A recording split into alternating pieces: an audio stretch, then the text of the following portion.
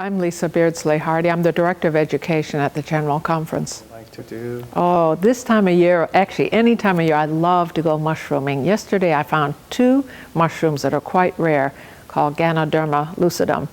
And I've already got them ready to drink. They're not eating mushrooms, they're drinking mushrooms.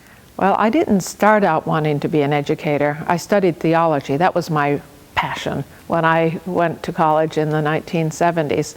And I got all the way through theology, and only when I was about finished did I find out that there didn't seem to be a career for me as a woman with a degree in theology. So I had to recalculate, just like the GPS does, and figure out what I'm going to do from this position. So I went on and I thought, if I can't do ministry, at least I can do ministry through health. And so I went on to do a degree in public health, and then from there educational psychology, so that I can work in education. So you were at one point thinking of becoming a pastor? Well, I thought ministry, that was my passion. I couldn't think of anything else. And in fact, the work that I do in education and that every educator should be doing is redemptive work. Ellen White says the work of education and the work of salvation is one, and that is restoring the image of God in students. Adventist education is that, restoring the image of God. And it's not just restoring the image in a spiritual sense, it's also emotionally. Spiritually, yes, physically, intellectually, a holistic development reflecting the many dimensions of God and what we were intended to be when God created us. Education. There are 3 things that a student who is not on an Adventist campus can do to still benefit from Adventist education. And the first is to read Dialogue Journal.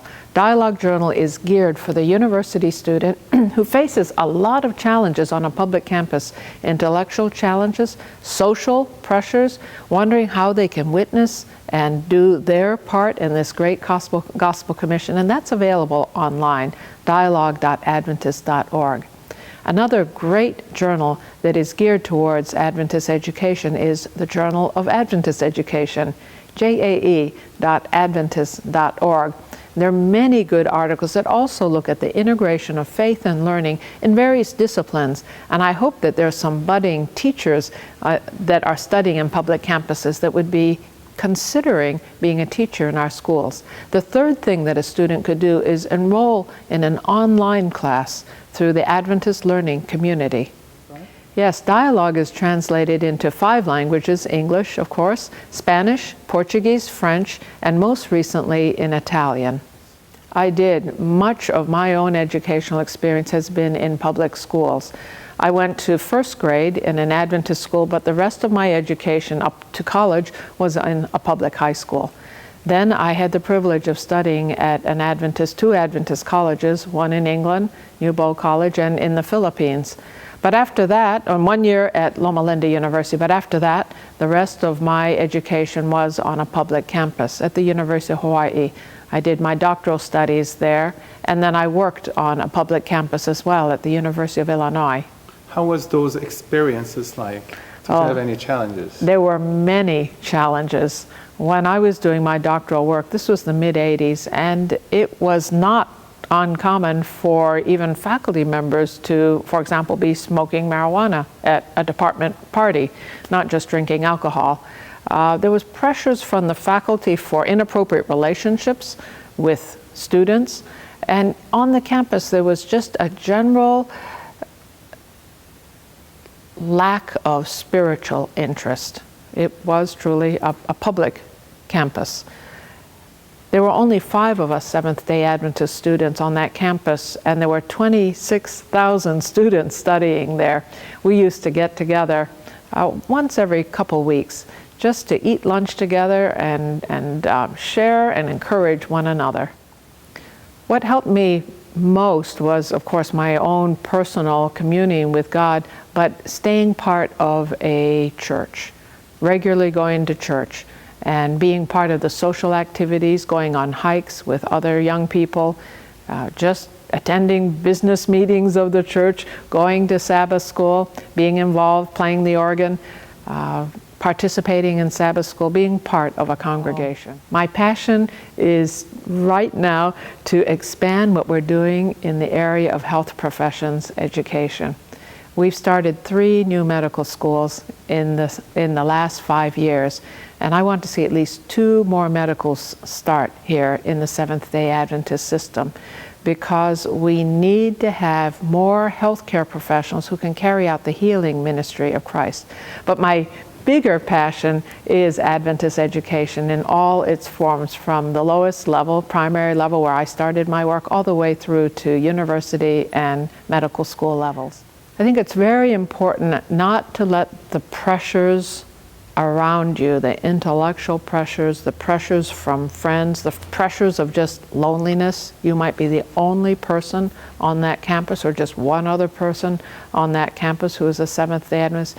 Don't let those pressures conform you. I think regular participation in a church is important, no matter what, no matter how tired you are, no matter how long your week was. Friday night, put the books away. Sabbath, go to church. Don't study. Sabbath afternoon, go out and do something with the church. Keep the full 24 hours of the Sabbath. It'll be a blessing, not just spiritually, but physically and intellectually, socially. It is difficult because when you're a student, you're driven by deadlines. This paper is due, this exam is coming, I've got to get so many pages read, and there's a lot of pressure and competition, and you're paying a lot of money, or at least you're investing a lot of time, and so you want to have good academic results. And at the same time, there are family obligations, there are social interests. Remember when I was studying, my grandfather got very ill, and so I'd take some time and see him from time to time. He couldn't drive, so I'd go with him to the hospital, and then he died. And I was just so sad. I was sad he died, but I was also sad for all the times that I could have spent with him, and I didn't, because I was being driven by these various deadlines. And that's one of the important things, I think, as a student. Learn how to put things in perspective and to value your family. Those are precious relationships, and even if the grade is slightly lower, if you have invested in family, I don't think you regret those. I don't think you regret taking time to spend a holiday with a family member, taking a little bit of extra time to write a letter or an email to a younger brother or a younger sister, those other people. And taking time for just socializing. And that's where the Sabbath is such a blessing. As far as love life is concerned, I'm not in favor of trying to convert somebody to date them. If somebody is interested in matters of faith and they're not a believer, certainly support them and encourage, but I wouldn't pick somebody and then try to convert them.